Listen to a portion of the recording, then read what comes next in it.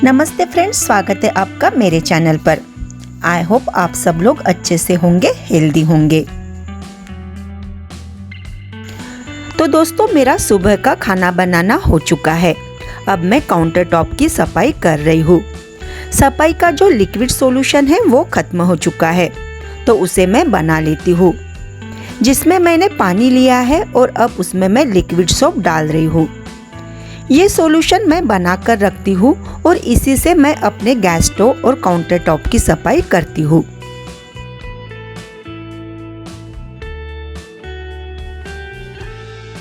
जब मुझे लगता है कि काउंटर टॉप को एक्स्ट्रा क्लीनिंग की ज़रूरत है, तो मैं उसमें विनेगर और बेकिंग सोडा ऐड कर लेती हूँ और उस सॉल्यूशन से मैं क्लीनिंग करती हूँ।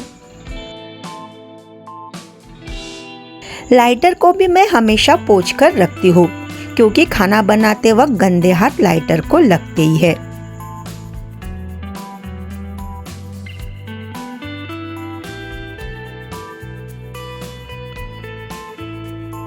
मैं गैस स्टोव को कभी भी डायरेक्ट पानी से नहीं धोती हूँ।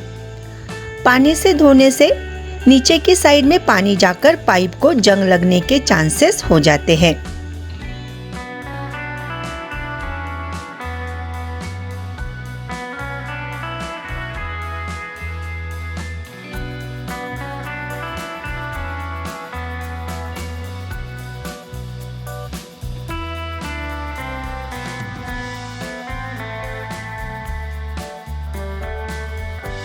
थोड़े बहुत बर्तन बाकी रह गए थे, तो अब मैं उसे क्लीन कर देती हूँ। कल से मुझे लग रहा था कि बर्तन जल्दी जल्दी घिसकर नहीं हो रहे हैं। आज ध्यान में आया स्क्रबर खराब हो गया है, तो मैंने तुरंत उसे डाल दिया और नया स्क्रबर निकाल दिया। बहुत बार आपके साथ भी यह प्रॉब्लम होती होगी, सोचा आपके साथ शेयर कर लूँ।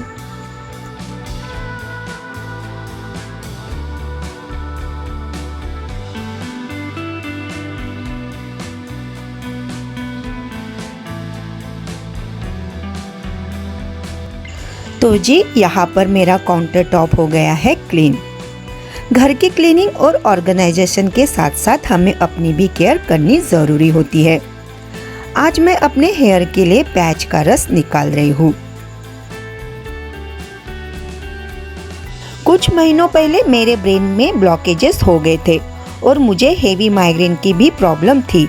इस वजह से मुझे हाई डोज मेडिसिन लेनी पड़ती थी। उस वजह से अब मेरे बाल बहुत झड़ने लगे हैं, इसलिए मैं महीने में 2 बार पैच का जूस लगा लेती हूँ। इसके इस्तेमाल से अब मेरे बाल झड़ना थोड़े कम हो गए हैं। वैसे भी आजकल कितने ही प्रोडक्ट में अनियन का इस्तेमाल किया जाता है। वही चीज़ अगर हमारे घर में हमेशा रहती है, तो उसका इस्तेमाल हम क्यों ना करें। अनियन जूस को मैं एक स्प्रे बॉटल में भर लूंगी। इससे लगाने में आसानी हो जाती है।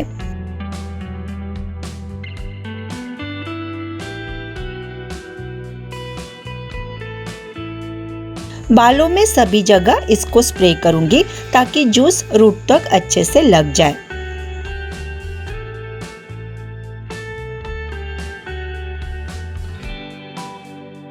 अगर स्प्रे बॉटल ना हो तो कॉटन की हेल्प से भी हम इसे लगा सकते हैं।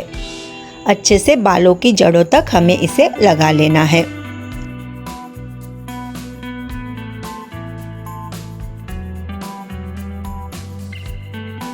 सभी जगह पर मैंने अच्छे से स्प्रे कर लिया है। अब एक हल्का सा मसाज कर लूंगी। अब इसे 1 से 1.5 घंटे के लिए ऐसे ही रहने देना है। बाद में बाल धो लूंगी।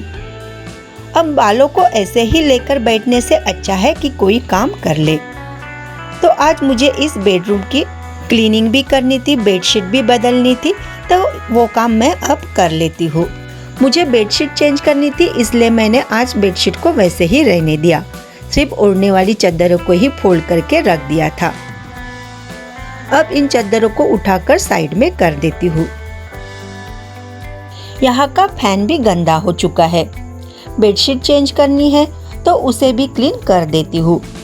बेडशीट निकालने से पहले ही फैन को क्लीन कर दूंगी ताकि जो भी कचरा ऊपर से गिरे वो बेडशीट पर आ जाए। सीलिंग फैन को साफ करते वक्त एक पुराना पिलो कवर का यूज कर रही हूँ ताकि उसके अंदर ही डस्ट चली जाए और इधर उधर ना फैले। फैन के ऊपर अगर ज़्यादा डस्ट बैठ जाती है तो फैन अच्छे से हवा नहीं देता। पहले मैं बेड पर ही चढ़कर फैन को साफ कर रही थी, लेकिन बाद में मुझे दिक्कत होने लगी तो फिर मैं चेयर पर खड़ी हो गई। फैन को साफ करते वक्त मैं हमेशा 3 कपड़े अपने साथ रखती हूँ। पहला डस्ट पोंछने के लिए, दूसरा कपड़ा गीला करके पोंछने के लिए और तीसरा ड्राई कपड़ा लास्ट में पोंछने के लिए।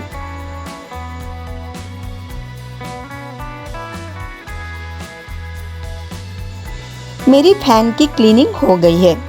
अब बेडशीट हटाने से पहले बेड के हेड को साफ कर लेती हूँ ताकि उसकी डस्ट पुराने बेडशीट पर आ जाए।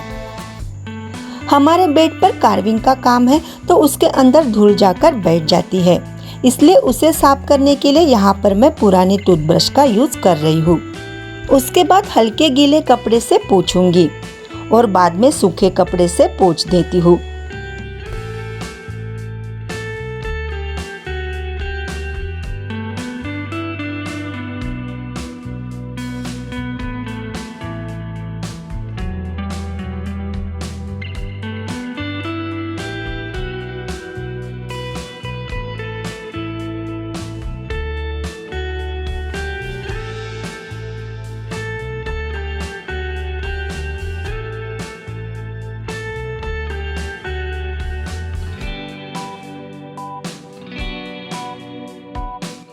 बेड की सफाई हो चुकी है।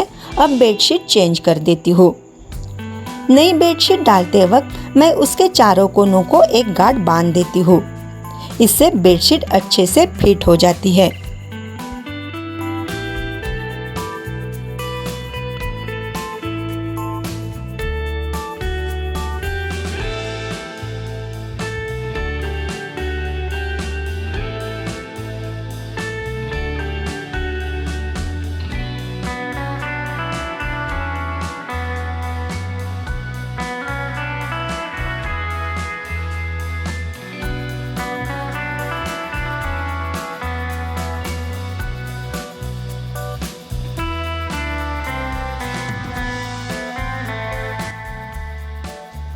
रोज की ओढ़ने वाली ब्लैंकेट चादरें मैं बेड पर ही पिलो के नीचे रख देती हूँ। वैसे भी मेरे कबर्ड में जगह नहीं है और रोज निकालना रखना उससे अच्छा है इसे बेड पर ही रखे और पिलो के नीचे रखने से वो दिखती भी नहीं है। इस तरह से मैंने बेड साइड की क्लीनिंग कंप्लीट कर ली है। अब सामने के साइड में कबर्ड रखे हुए हैं तो उनकी भी क्लीनिंग कर देती हूँ। ये कबर्ड पर भी कार्विंग है तो उसे भी ब्रश की हेल्प से पहले साफ कर लूंगी और बाद में गीले कपड़े से पोंछ लूंगी और आखिरी में सूखे कपड़े से अच्छे से पोंछ लूंगी। इस तरह के लकड़ी के फर्नीचर दिखने में तो अच्छे लगते हैं, लेकिन उनकी क्लीनिंग करना थोड़ा मुश्किल हो जाता है। मेरी बहन जबलपुर में रहती थी तो वहीं से मैंने ये बेड और कबर्ड बनवाए थे। मैंने तो बनवा लिए, लेकिन घर वालों को ये बिल्कुल पसंद नहीं आए। कबर्ड की भी क्लीनिंग हो चुकी है। मेरे पास ये बड़ा सा संदूक था तो उसे मैंने अपने बेडरूम में रखा है। उसके ऊपर एक साड़ी का कवर डाल दिया है तो वहाँ एक सीटिंग एरिया बन गया है। इस रूम की सारी डस्टिंग और क्लीनिंग हो चुकी है। अब झाड़ू लगा लूंगी और बाद में पोछा कर लूंगी।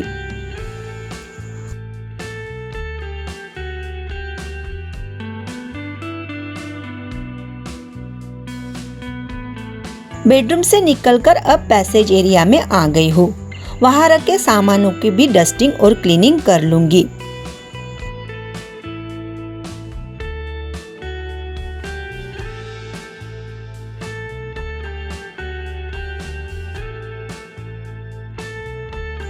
ऊपर के बेडरूम से लेकर पैसेज, सीढ़ियाँ सबकी क्लीनिंग मैं एक बार में ही कर लेती हूँ। सीढ़ियों से लेकर बाहर रखे सामानों को भी अच्छे से डस्टिंग और क्लीनिंग करनी होती है।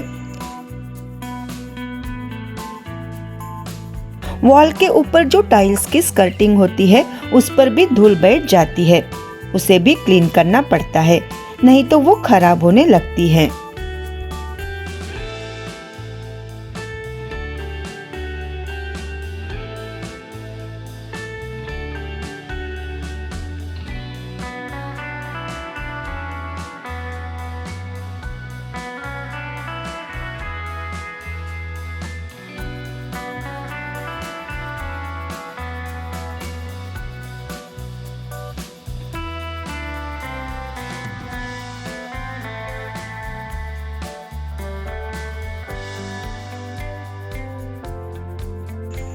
यहाँ पर जो खिड़की है उसे भी मुझे अच्छे से क्लीन करना होता है। घर के काम हम कितने प्यार से और लगन से करते हैं उसकी झलक हमारे घर में दिखती है। तो फ्रेंड्स, आज के मेरे काम यहीं पर खत्म हुए और वीडियो भी यहीं पर समाप्त करती हूँ। आपको वीडियो पसंद आया हो तो प्लीज़ लाइक कीजिए, शेयर कीजिए और मेरे चैनल को सब्सक्राइब ज़रूर कीजिए। Thank you.